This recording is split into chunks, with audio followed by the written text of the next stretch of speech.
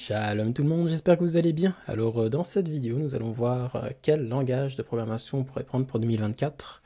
Donc voilà, hein, c'est le type de choses qu'on peut remarquer lorsque on développe avec un langage de programmation. C'est surtout quand on débute, quel langage choisir. Nous avons souvent beaucoup de langages, bon, les plus connus, hein, ils sont déjà dans la vingtaine, trentaine. Il y a aussi une centaine de langages existants. Moi-même, je suis en train de construire mon langage. Donc du coup, c'est vrai que ça fait beaucoup à choisir et c'est très difficile de savoir en fait quel langage prendre, quel est le meilleur qui pourrait aider. Donc je pense que regarder une vidéo comme ça peut nous aider aussi, hein, même pour les personnes qui utilisent déjà des langages, ça peut faire un petit refresh et ça peut nous permettre de pouvoir peut-être nous orienter vers des nouveautés ou des choses qui pourraient nous intéresser. Bon, on va voir un peu ce qu'il y a là-dedans. On est régulièrement à la recherche de langages incontournables. C'est le cas notamment des gens qui débutent, qui cherchent quel est le premier langage à apprendre, mais aussi régulièrement, quand on est resté en poste longtemps, on se dit est-ce que je suis encore dans le coup? Est-ce qu'il ne faudrait pas que j'apprenne un langage supplémentaire? C'est là que de fil en aiguille, quand on repense à la progression qu'on a eue, n'hésitez pas à me dire en commentaire par quel langage vous êtes passé. Et je me suis souvenu, quand je me suis remis à la programmation, ça a été via le langage Pascal. Alors là, c'est pareil.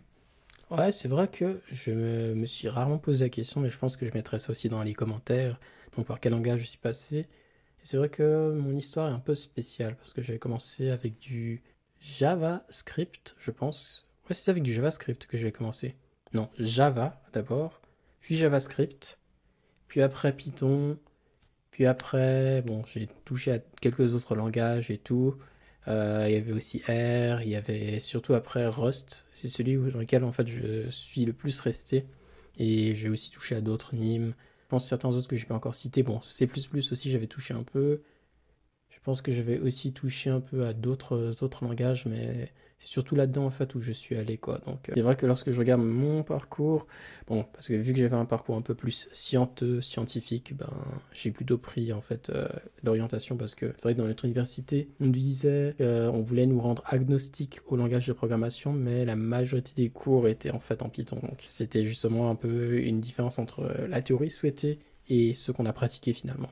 Je ne sais pas si c'est très connu aujourd'hui comme langage. Nous, c'était un thésard de l'INSA qui était venu pendant un an nous donner des cours d'algorithmie de programmation. Ouais, c'est vrai. Au niveau de Pascal, justement, on en a fait un petit peu, justement. J'en suis en première année. C'est vrai que ça ne m'est pas resté en tête parce que c'est vraiment très clunky, mais bon, ça existait quoi. Donc le but, c'était de nous faire comprendre qu'il ne faut pas se jeter sur le clavier tout de suite, qu'il faut savoir quel est le problème qu'on veut résoudre et puis le découper en différents sous-problèmes. Finalement, des choses qui, 30 ans plus tard, n'ont pas changé. L'avantage du Pascal, je me suis rendu compte qu'il est mort il n'y a pas longtemps, donc c'est l'occasion en même temps de rendre un hommage à un pionnier. Et il est mort en janvier 2024, Niklaus Wirth, et c'est carrément quelqu'un qui avait gagné le prix Turing, l'équivalent du prix Nobel d'informatique. Et une chose intéressante en lisant son parcours, il a enseigné à l'école polytechnique fédérale de Zurich, donc c'est un Suisse, Ah ouais. la première personne de l'espace germanophone. Ah, vous avez vu ça? Swiss Mention. Swiss Mention. On est bon, hein. Non, c'est vrai que la Suisse a quand même participé à pas mal de choses aussi dans pas mal de domaines. Et donc, ouais, le PFZ, le PFL sont des écoles polytechniques fédérales et elles sont très avancées. Il y a même notamment Scala, le langage. J'avais déjà fait une vidéo dessus, donc si vous êtes intéressé, vous pouvez essayer de la voir. Donc, se trouve dans la chaîne. Mais oui, c'est un langage qui est aussi de la Suisse, quoi.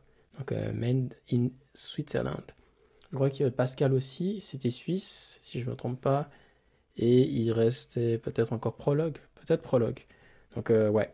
Il y a quand même aussi des ressources un peu qui viennent de la Suisse. Et bien évidemment, Type R, ça va venir de la Suisse. Et comme toujours, je fais de la publicité sur notre Discord. J'espère que vous appréciez en tout cas la vidéo jusqu'à présent. Si vous l'aimez, donc n'hésitez pas à mettre un pouce bleu, à vous abonner si ce n'est pas le cas.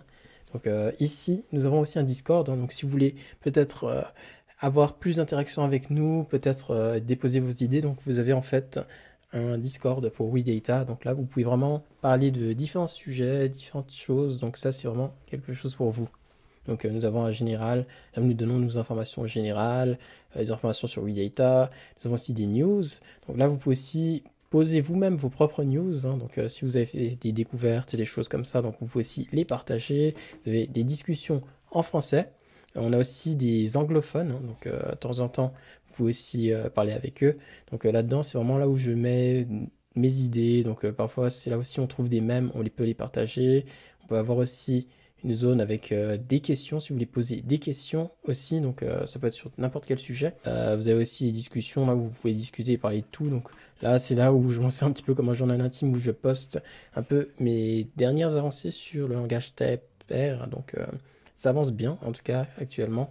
Donc j'ai pu terminer en fait le coverage de la plupart des fonctionnalités. Donc ce que je fais, c'est que maintenant, c'est corrige plutôt des erreurs et je fais des nouvelles choses là-dedans. Donc ça, c'est comme par exemple le projet pour lequel je suis en train de bosser actuellement. Si vous avez aussi des projets, des choses que vous voulez partager, hein. Donc ici, on est aussi là pour se soutenir, on est aussi là pour se féliciter, on est aussi là pour vraiment s'encourager. Donc là-dedans, vous pouvez aussi trouver une communauté aussi qui peut discuter avec vous, parler avec vous, partager avec vous. Donc n'hésitez pas aussi. Donc je mettrai la description dans les commentaires. Donc vous pourrez voir ça aussi. Bon, vous trouverez ça aussi dans notre page d'accueil. Donc tout ça aussi se trouve dedans. Avec notre Instagram et notre site web. C'est là où nous déposons nos blogs. C'est là où on peut aussi avoir des exercices et tout. Donc je vous recommande de pouvoir aussi les visiter. Donc c'est aussi une zone là où nous produisons des choses. J'espère que vous viendrez aussi nous voir à ce niveau ici dans notre site. Sans plus tarder, reprenons la vidéo. D'avoir reçu le prix Turing. Et il est aussi à l'origine d'une loi. Je ne sais pas si vous la connaissiez, bon, on connaît tous la loi de Moore, mais là, lui, c'est la loi de Wirth, donc qui porte son nom, et qui stipule que les programmes ralentissent plus vite que le matériel n'accélère. Donc pour en revenir aux langages incontournables en 2024-2025, finalement, on se rend compte que sur... Je connaissais pas du tout cette loi, ok. C'est pas mal intéressant que les programmes, je veux dire, ralentissent plus vite que le matériel n'accélère. C'est très intéressant, donc je pense qu'il parle un peu de ces problèmes de performance parce que, ouais, il faudrait peut-être faire une vidéo dessus parce qu'il y a aussi un débat là-dessus, à savoir, aujourd'hui non, nos appareils sont assez puissants pour qu'on puisse pas trop faire attention aux performances. Et d'autres qui disent non, mais les performances sont importantes parce qu'il y a aussi plusieurs aspects qui font dedans. Et ouais, c'est très intéressant comme sujet en tout cas. Mais je savais pas, donc la loi de Wirth. Bah, notez, hein, je la garde, je la partage. Sympa. les milliers de langages de programmation qui existent, il y en a toujours, tout au plus 2 douzaines qu'on voit régulièrement passer dans les offres d'emploi ou de langages utilisés dans les milieux universitaires comme le Pascal. Et c'est là qu'on se rend compte qu'un langage devient incontournable. Eh bien, tout simplement, quand vous apprenez des langages dans un but professionnel, savoir faire bouillir la marmite et écrire du code pour de l'argent.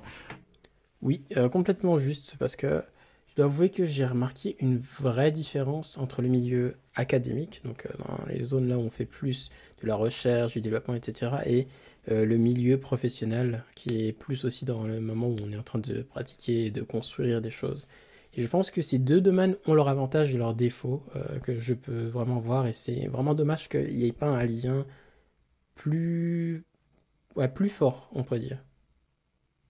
Qu'il n'y ait pas un lien plus fort entre les deux. Parce que ce que je peux expliquer, c'est juste parce qu'il n'y a pas vraiment d'hybridisme, comme on pourrait dire. C'est-à-dire que c'est soit du côté de l'académie, c'est un chercheur, quelqu'un qui a fait des études, qui fait des recherches et qui travaille sur des langages de programmation, des concepts de programmation, etc. Donc, vous allez voir, ça c'est quelque chose qui peut vraiment être mathématisé, qui peut être scientifique. Donc, on peut créer des objets mathématiques, des théorèmes, des théories, etc. Et de l'autre côté, il y a aussi le technicien qui est plutôt un ingénieur programmeur, qui a appris la programmation de façon pratique, etc., à utiliser l'outil. Mais voilà, d'une part, il y a l'un des chercheurs qui a vraiment des connaissances et des notions qui peuvent être vraiment intéressantes à exploiter, à déployer dans la programmation. Et de l'autre côté, il y a aussi l'ingénieur qui a de l'expérience de la pratique du moulin et qui peut faire des choses. Le problème, c'est que dans l'académie, en termes de tooling, le problème, c'est le tooling. J'ai vu des outils et des appareils tellement bien, mais qui ont un vrai problème dans le tooling, ça veut dire qu'ils n'ont pas vraiment d'outils ou d'interfaces qui les rendent vraiment faciles ou cool d'emploi. Donc c'est ce qui ralentit en fait leur adoption. Et je dirais aussi justement du côté des techniciens, c'est que le tooling n'est pas très puissant. C'est-à-dire qu'on a des choses qui peuvent être intéressantes, on a du Python, on a du Java, etc. Mais en tant que tel, il peut y avoir des choses qui sont beaucoup plus puissantes et beaucoup plus intéressantes à utiliser. Et c'est vrai que c'est un petit peu les domaines que j'ai vus qui manquaient, parce que dans l'aspect académique, la puissance, c'est vraiment en termes des idées, des constructions et la théorie qui a été implémentée dedans. Donc, on sait très bien que même dans les outils d'ingénierie que nous avons là, ben, tout ça vient aussi des recherches, de la science, des mathématiques, de la physique, etc., qui ont fait des découvertes et qui les ont implémentées. Donc ici, c'est aussi pareil pour la programmation et tout. Et donc, on trouve ça dommage parce que la plupart des langages aujourd'hui, les plus populaires en tout cas, sont quand même un amas d'éléments qui ne sont pas si bien que ça. Donc si vous regardez les nouveaux langages qui sortent aujourd'hui, mais qui ne sont pas vraiment adoptés, vous allez voir qu'en fait, ils ont des trucs super cool, mais parce que les premiers ont déjà pris la place, en fait, ils n'ont pas vraiment l'occasion de pouvoir briller. Donc il y a aussi ce genre de choses qui peut arriver. Donc ouais, c'est un sujet qui m'intéresse vraiment et pour lesquels en fait j'aime bien. C'est pour ça que vraiment l'approche hybride que je voudrais prendre avec, je fais toujours de la publicité, hein, mais pour le langage Typer que je suis en train de créer, c'est vraiment, il implémente des idées vraiment intéressantes que j'ai trouvées de l'académique, mais j'aimerais aussi implémenter un tooling vraiment efficace qui aussi en plus s'adapte avec la technologie présente, donc savoir R, comme par exemple. Si on veut résumer la chose rapidement, eh ben, ce sont souvent des langages qui ont au moins, et pour les plus récents, une vingtaine d'années. Et c'est là qu'on se rend compte finalement, il peut y avoir deux tactiques. Ouais, en tout cas, je suis en train de jouer cette carte-là, se dire, bah, faut miser sur les favoris. Bah, les favoris, on les connaît en ce moment, selon le domaine dans lequel vous êtes. Si c'est le développement web, c'est certain que JavaScript et TypeScript sont incontournables. Si vous êtes sur le bac, que ce soit Java, C# ou PHP, c'est pareil, on ne peut pas se tromper avec ces langages-là. Mais d'un autre côté, il y a aussi le domaine dans lequel vous voulez exercer. Par exemple, imaginez que vous soyez intéressé par le jeu vidéo. Là, on sait très bien que dans le jeu vidéo, bah, sachant que les moteurs les plus utilisés pour développer des jeux, c'est Unity. À ce moment-là, c'est C# qu'il faut apprendre. Unreal Engine, C++. Mais aussi, il y a beaucoup de jeux qui gagnent en popularité simplement via la plateforme ce que vous utilisez en ce moment, via votre navigateur. Et il y a beaucoup de jeux, notamment en 2D, qui sont programmés à l'aide de JavaScript et TypeScript. Et là, des librairies ou des frameworks qui permettent de développer des jeux vidéo, il y en a des dizaines. Si vous ciblez d'être davantage développeur de jeux vidéo indépendant qui fera son jeu tout seul ou à la rigueur avec, en association avec un autre développeur ou un graphiste, à ce moment-là, ce ne sera pas forcément C++ ou C#, ça pourrait être JavaScript et des frameworks ou des librairies qui vous permettent d'utiliser JavaScript ou TypeScript, peut-être parce que vous êtes développeur web et vous avez envie de vous mettre aux jeux vidéo sans forcément apprendre un autre langage. C'est vrai que je dois quand même faire une parenthèse avec JavaScript et TypeScript. C'est que JavaScript et TypeScript, bon surtout JavaScript, en fait, est en train d'essayer de se développer partout. Et je vous dis vraiment partout. D'ailleurs, je me demande si je peux pas trouver un mème j'avais vu l'autre fois, une fois, dessus. Voilà, c'est l'image que je voulais trouver. Donc là, vous voyez ici JavaScript et un truc qui remplit plusieurs vers différents. Donc ça peut être le front-end, le back-end, le développement mobile, les desktop apps aussi, le machine learning aussi. Et aussi, ça n'a pas été mis, mais dans les jeux vidéo et tout ça. Donc ouais, c'est-à-dire que c'est vrai que la communauté web, le développeur web est vraiment immense. Et c'est vrai qu'avec JavaScript, donc c'est l'avantage d'une communauté, on développe énormément de tooling. JavaScript en tant que tel est un langage quand même horrible. Bon, pas 100% horrible, mais qui a quelques problèmes justement en termes de sa construction. Mais voilà, c'est juste parce qu'il y a une énorme communauté de personnes qui sont dedans, on peut créer énormément d'outils, de tooling, etc. Donc c'est vraiment la puissance d'une communauté. Et le souci, c'est qu'il essaye vraiment d'aller partout. Mais c'est juste pour la convenance de l'utilisateur, donc du développeur. Donc comme ça, avec un seul langage, il peut faire beaucoup de trucs, mais moi, je suis quand même plutôt dans la direction où on peut vraiment prendre des langages selon leur spécificité parce que, oui, moi, je suis plutôt vraiment pour la philosophie d'un langage. C'est que un langage vient toujours avec une philosophie et en connaissant sa philosophie, on sait dans quoi le langage est très bon, avec quoi, en fait, on peut faire des choses bien. Donc, c'est vraiment pour vous dire vrai. Non, après, il y a des avantages à pouvoir, comme par exemple, utiliser un seul langage pour faire plein de trucs différents, mais ça veut dire qu'on ne sera pas forcément bon partout. C'est juste que on veut rester un peu dans une forme de confort. Là, je trouve, en tout cas, c'est la carte que je suis en train de jouer en ce moment. Bon, vous savez peut-être que je me suis mis à Go l'été dernier, et je m'y tiens. Je me fais un pomodore de Go, donc 55 minutes, 50 minutes de Go tous les jours, qu'en fait j'ai doublé maintenant parce que je rebosse toutes les structures de données, les algorithmes. En fait, Go, il fait pas du tout partie de ces langages qui sont massivement demandés. En tout cas, côté back, il sera beaucoup moins demandé que PHP, Java ou C#. Et également, il se pose un peu en concurrent de Python. Par exemple, Python est très apprécié dans le monde de la sécurité, parce qu'il y a énormément d'outils et de scripts consacrés à tout ce qui est sécurité informatique plutôt défensive ou offensive, hein, ça dépend presque ce que vous voulez en faire. Et donc Go commence à être reconnu aussi bien comme langage de programmation qui permet d'aller un peu plus loin que les langages de scripting, ou que des langages peut-être que Bash. Eh bien Go, c'est un langage qui est en train de monter progressivement. Alors évidemment, il y aura moins d'offres d'emploi sur Go que sur C# ou Java, mais l'avantage c'est qu'il y aura encore moins de candidats pour ces offres d'emploi. Voilà l'offre d'emploi. Alors j'espère que c'est pas une blague, vu que c'est une offre d'emploi pour le 1er avril. Voilà une offre d'emploi freelance. En plus, c'est du full remote. 18 mois, 400-500 euros de TJM. Ça ressemble vraiment à une offre pour le 1er avril. Pas mal. Et là, qu'est-ce que vous voyez? Deux langages. Un langage qui a eu son heure de gloire. Je sais qu'il y a une vingtaine d'années, on entendait beaucoup parler de Perl. Et visiblement, ils sont en train de vouloir migrer du legacy Perl vers du Golang. Et là, ils demandent 5 ans d'expérience sur Golang. Bon, vous savez ce que c'est, les recruteurs. Hein. Parfois, quand une techno est sortie il y a 2 ans, ils vont vous demander 3 ans d'expérience. Bon, Golang, c'est différent. Il est sorti il y a une quinzaine d'années. Ouais, 2009, donc il est sorti il y a 15 ans. Et donc, c'est là que je me dis que parfois, ça peut être une tactique dans le choix d'un langage, c'est d'en prendre un qui est sûr, C#, JavaScript, C++, etc., selon le domaine que vous ciblez. Mais aussi, d'un autre côté, quand vous misez sur un outsider, il y a peu de chances de gagner, mais s'il gagne, vous gagnez gros. Ouais, je suis complètement d'accord. Donc, il y a deux approches qu'on peut avoir. Donc, il y a l'approche sûre, qui aujourd'hui est un petit peu moins sûre, je pourrais dire. Parce que, le choix sûr, c'est le choix, comme par exemple, d'un langage de programmation déjà établi comme Java, Python ou C#, qui a déjà une énorme communauté, qui a énormément de tooling, et donc qui vous permettra en fait d'entrer très facilement. Donc je dirais plutôt, ce sera facile d'apprendre ou de vous développer dans le langage. Par contre, une chose qui va être plus difficile, ce sera plutôt l'entrée, parce que vous verrez qu'en fait, vu que c'est une grande voie ouverte, en fait, vous allez avoir beaucoup plus de concurrence. C'est-à-dire que je pense qu'il y a encore beaucoup de cours aujourd'hui, je n'aime pas tellement, mais qui apprennent aussi le Java, qui pour moi, en fait, je ne sais pas si ça a vraiment du sens maintenant avec Kotlin et aussi Scala, comme par exemple, qui eux aussi tournent vers la JVM, donc ce serait plus intéressant d'apprendre ces nouvelles technos qui sont compatibles avec l'ancienne techno, donc je ne sais pas pourquoi ils font ça.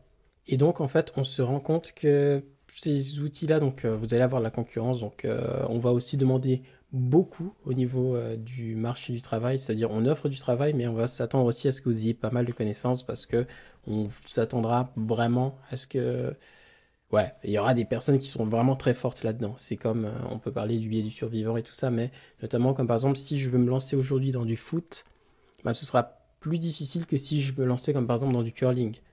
Dans le foot, bah, même si on voit aujourd'hui pas mal de stars, à quel point c'est bien payé, etc., euh, par rapport au nombre de personnes qui ont fait la tentative, le nombre de personnes qui ont obtenu un résultat est marginalement faible.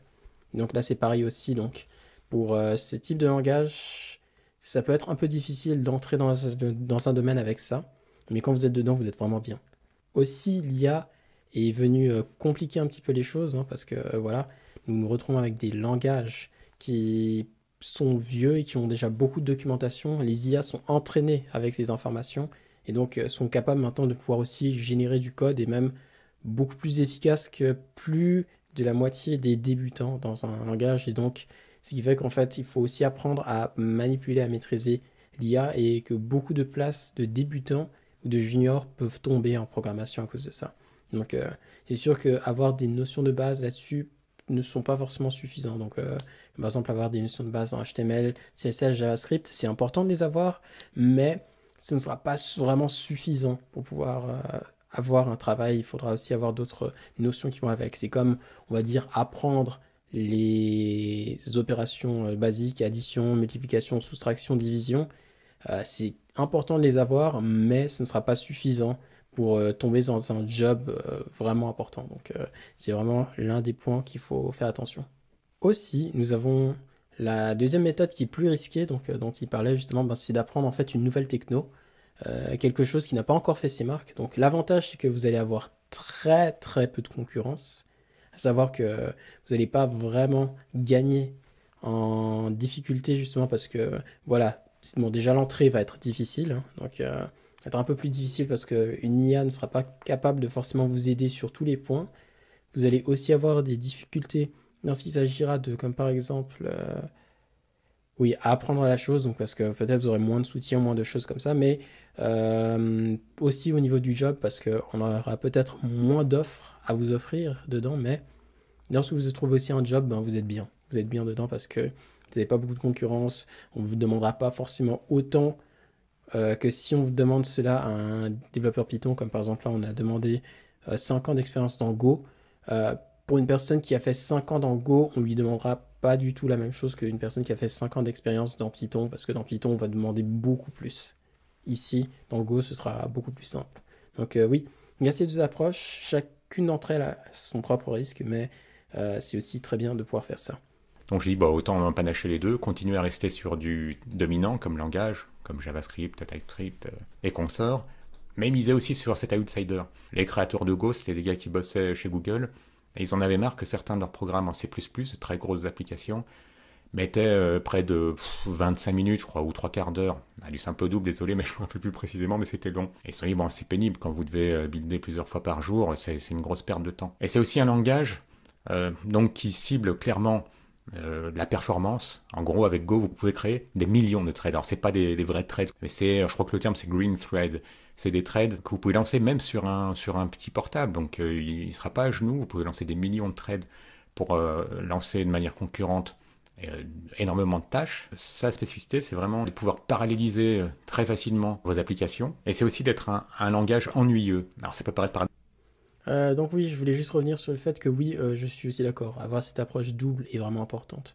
Moi, je pense que c'est bien pour avoir un job de prendre quelque chose de commun et de sûr, mais aussi pour avoir un job de prendre quelque chose de nouveau comme ça. En fait, vous avez les deux. Donc, vous pourrez avoir à brasser dans les deux domaines et donc vous allez trouver dans l'un ou dans l'autre.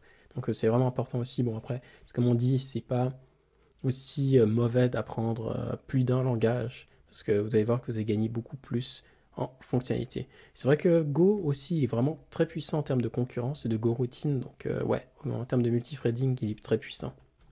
Paradoxal, c'est pas positif, comme en tout cas d'un point de vue marketing, hein, j'ai créé un langage ennuyeux. En fait, le principe, c'est que c'est un langage dont vous pouvez faire le tour assez rapidement, contrairement à des langages comme C++ ou Rust qui régulièrement, au fil des versions, vont ajouter beaucoup de nouveautés. Parce qu'il y a deux effets, c'est que d'un côté, le moment où vous maîtrisez vraiment un langage, ne serait-ce que connaître tous les mots-clés, cette ligne d'arrivée, elle est sans arrêt repoussée au fil des versions. Et en plus, il y a plus de probabilité qu'après vous utilisiez de manière incorrecte certaines notions très complexes. Et ce qui fait qu'après, vous pouvez avoir des bugs étranges. Donc voilà, le calcul, pour vous dire la chose, c'est que je verrai si dans quelques mois, cette annonce, elle est toujours présente, parce qu'il n'y a pas tant de développeurs Go que ça. J'ai dit, c'est pas grave, j'irai quand même, je tenterai ma chance en me disant, bon voilà, je suis développeur expérimenté dans d'autres langages. Peut-être qu'à un moment donné, les mecs se diront, on trouve pas un mec qui a fait du Go depuis 5 ans, on tente sa chance. Donc c'est un peu cette logique de se dire, commencer par les favoris, et ensuite, tout en restant sur un langage favori, rajouter un outsider. Et l'autre élément que j'aime bien ajouter quand on cherche quel est le langage incontournable d'une époque, par exemple là, des années 20, 2020, c'est de regarder aussi toujours son secteur géographique. Parce que historiquement, il y a certains secteurs d'activité où vous avez des langages qui ont le vent en poupe. Donc si vous êtes dans un secteur où il y a beaucoup de banques et d'assurances qui émettent des offres d'emploi régulièrement, là vous savez qu'avec C#, vous aurez certainement plus de chances de trouver un poste après. C'est une super idée en tout cas, j'avais jamais pensé à ça et c'est vrai, c'est un vrai conseil. Franchement, waouh. Non, je suis d'accord parce que c'est vrai que comme il l'a dit, donc selon la région dans laquelle on se trouve et les secteurs d'activité qu'on a, ces secteurs d'activité vont avoir certains besoins. Et en fait, bien connaître ça, ça va me permettre d'augmenter nos chances en fait en choisissant le bon langage ou le bon truc. Donc ouais, c'est totalement juste, c'est totalement correct. Parce que c'est vrai que notamment un langage pourrait être populaire dans un endroit et un autre serait populaire dans un autre. Donc c'est vrai, toujours avoir la réalité de notre secteur géographique, social, économique, etc. Donc ouais, franchement super conseil. J'ai appris quelque chose d'incroyable là. Donc ouais. Non, je vais garder en tout cas. Je vais garder ce conseil. Que si vous aviez choisi son meilleur ennemi, si on peut dire, qui est Java. Entre les langages qui ont le vent en poupe depuis quelques années, ou 10 ans, 20 ans, ça vous limite déjà, ça permet de réduire, d'éliminer sur la masse immense de langages qui existent, croisé au domaine dans lequel vous voulez évoluer, le domaine métier, croisé avec le secteur géographique dans lequel vous êtes, finalement, à l'intersection de ces trois cercles, si ça vous laisse plus que le choix entre 5-6 langages. Donc on part de milliers de langages, réduit à peut-être de douzaines pour finalement en obtenir 3-4. Qu'est-ce que vous pensez de cette approche? Comment est-ce que vous faites quand vous devez choisir de monter en compétence? Oui, moi je suis complètement d'accord. Non, j'avais vraiment déjà entendu des cas donc de choisir son langage de programmation selon le domaine de compétences en lequel on se dirige. Donc ça c'est vrai. Et donc ça a de la valeur parce que là on tombera sur le langage qu'il nous faut. J'avais aussi déjà entendu parler du conseil aussi de pas faire attention en fait au programme ou au langage, je veux dire, qu'on utilise et je suis aussi tout à fait d'accord. Lorsqu'on commence à apprendre, il n'y a pas vraiment besoin de se centrer sur un langage en question. On peut justement en fait prendre le langage qu'on veut et au fur et à mesure qu'on évolue, en fait, on va pouvoir connaître en fait ce qu'on veut, ce dont on a besoin et donc c'est toujours bien. Donc toujours bien de pouvoir explorer. Donc si vous ne savez pas dans quoi vous allez vous lancer, prenez un langage, celui que vous voulez. Ensuite, lorsque vous avez commencé à avoir une idée plus claire, là vous pouvez y aller dedans. Donc il y a aussi ça qui peut être intéressant. Et donc oui, moi j'apprécie aussi le fait que dans le secteur géographique ou le secteur économique dans lequel on se trouve, il y aura certainement plus de besoins dans un endroit ou plus de besoins dans un autre. Donc ça aussi c'est à prendre. Et j'ajouterais aussi à cela, ouais, il faut aussi se mettre à jour en fait en termes de techno. Donc comme j'ai dit, ça peut être du tooling pour le langage que vous utilisez, mais ça peut aussi être finalement apprendre un nouveau langage, voir ce qu'il peut y avoir dans le marché parce que c'est souvent ça. Est-ce que je pourrais le sortir? Ouais, je pense que je vais le lire justement. C'est que oui, nous avons en fait cet instinct grégaire qui nous pousse en fait à chercher à faire ce que tout le monde fait, et ce qui n'est pas mauvais du tout, hein, parce que c'est une très bonne stratégie, mais on va dire que c'est pas forcément la meilleure en tant que telle. C'est que parfois aussi, c'est important de pouvoir sortir de sa zone de confort et essayer des choses nouvelles ou différentes. Donc je peux m'expliquer. Mais parfois, en fait, lorsque vous commencez à vous tourner vers des choses un peu nouvelles, surtout lorsque, comme par exemple, vous êtes pionnier dans un endroit, en fait, vous avez cet avantage que presque personne n'a. C'est comme dans le domaine du business, on parle de l'unfair advantage. C'est quelque chose finalement que vous avez que les autres n'ont pas. Et donc ça, c'est un avantage justement que personne ne pourra vous prendre en tant que tel. Donc c'est pour ça que ouais, je vous dirais vraiment, prenez des fondements, prenez des bases, prenez quelque chose dans lequel vous êtes tranquille, mais vous pouvez aussi vous orienter en fait vers des trucs nouveaux si vous avez le temps, l'énergie, l'orientation. Donc c'est toujours important de pouvoir faire ça parce que notamment si, comme par exemple, vous misez sur une nouvelle technologie, hein, donc pour moi c'est une forme d'investissement, hein, donc ça peut très bien ne pas être un investissement monétaire forcément, mais ça peut être un investissement, comme on pourrait dire, académique ou un investissement sur les connaissances, un investissement sur le temps, etc. Mais donc qui peut vous permettre, comme par exemple, d'être le premier, comme par exemple si la chose éclate, et donc de pouvoir proposer des services que d'autres n'ont pas parce que ils ne font que de suivre la masse et donc que lorsqu'il y aura assez de personnes qui vont dedans. Donc c'est aussi important de savoir parce que en termes général, lorsqu'on est aussi pionnier, le truc ne peut pas marcher aussi. Il se peut aussi qu'on ait misé sur la mauvaise chose, que ça ne soit pas un besoin et que voilà, les gens en fait ne prennent pas. Donc là aussi, il y a des choses qui peuvent entrer en ligne de compte. Donc mon avis général, justement, quel langage de programmation choisir en 2024, et je pense que je dirais même la même chose en 2025, mais même en fait jusqu'à la fin des temps, ce serait vraiment de choisir un langage quelconque, celui que vous voulez. Donc vous pouvez prendre même celui qui a vraiment une barre d'entrée assez faible, celui qui a une communauté qui vous soutient, etc. Parce que le but c'est d'apprendre. Et une fois que vous êtes assez bon, vous comprenez les concepts de base, etc., vous pourrez alors vous balancer, vous lancer sur quelque chose qui prend cette fois-ci de la valeur, donc, parce que vous aurez déjà en fait des notions de programmation, donc même les notions que vous aurez appris, comme par exemple en utilisant Python, JavaScript, je les aime pas, mais voilà, faut quand même les citer parce qu'ils sont très bien pour apprendre. Vous allez avoir ces notions-là que vous pourrez après mettre dans d'autres langages, notamment si vous prenez des langages comme C#, etc. Donc voilà. Donc pour moi, en fait, la stratégie actuelle, c'est juste que c'est vrai que même si j'aime pas Python, c'est vrai que c'est l'un des langages que je maîtrise le mieux, justement. Donc il est assez bien. Et il y a aussi notamment Rust, que je maîtrise aussi pas mal bien.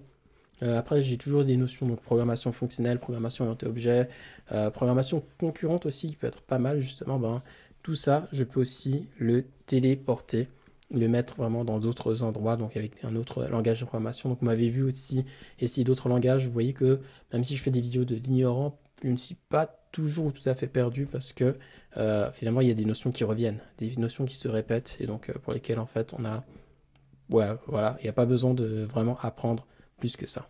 Donc ça, c'est mon conseil. Premièrement, apprenez la programmation en général, hein. Donc apprenez l'histoire du code, comment coder, etc. Donc là, vous n'avez pas besoin de connaître le langage en tant que tel.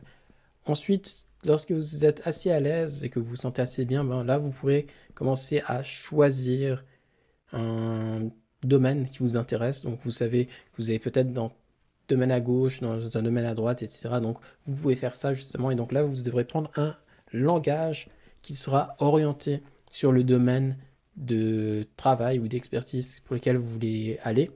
Et après, vous pouvez aussi prendre un autre langage, un langage qui peut être nouveau, innovant, pour lesquels en fait il y a des technologies qui pourraient être intéressantes. Et là, vous investissez aussi sur ce langage parce que vous savez très bien que ça peut éclater, que ça peut arriver et que vous allez en fait gagner en popularité et en marge dedans. Donc là-dessus, cette fois-ci, ce serait plutôt d'essayer de l'apprendre, de le connaître, mais aussi le mieux serait de développer des toolings, développer de la documentation, du contenu là-dessus. Vous verrez parce que c'est quelque chose qui vous apporte aussi, comme par exemple la notoriété et tout, mais en plus qui va vous permettre en fait de faciliter l'adoption de ce nouveau langage et en fait vraiment attirer plus de monde dedans et donc vous serez, ouais, vous ferez partie des premiers et des pionniers donc dans ce langage. Bien sûr, c'est pas pour faire une sorte de pyramide scheme, mais ça y ressemble. Ça veut dire que si vous entrez, que vous facilitez l'entrée pour plein d'autres personnes et que vous êtes un des premiers, vous serez vu, très bien vu, et vous pouvez même en fait gagner en valeur, gagner de l'argent ou quoi que ce soit avec ça. Donc franchement, c'est une stratégie que je vous recommande aussi qui peut être pas mal. Mais la première stratégie, donc c'est pour ça que je vous dirais donc avoir 3 langages, ça peut être bien. Donc un langage pour débuter, apprendre à programmer, un langage que vous allez utiliser comme langage de métier, et un langage plutôt plus pour l'entrepreneuriat, donc là où vous allez essayer de créer de la valeur avec ça. Donc voilà, c'était le conseil Fabrice. Donc voilà, je suis arrivé à la fin de cette vidéo, j'espère que vous avez apprécié. N'hésitez pas bien évidemment à donner vos avis dans la section commentaires bien sûr, et n'oubliez pas non plus de pouvoir rester en bonne santé hein, avec la fin de cette année. Donc voilà, alors d'ici là, prenez soin de vous et que Dieu vous bénisse.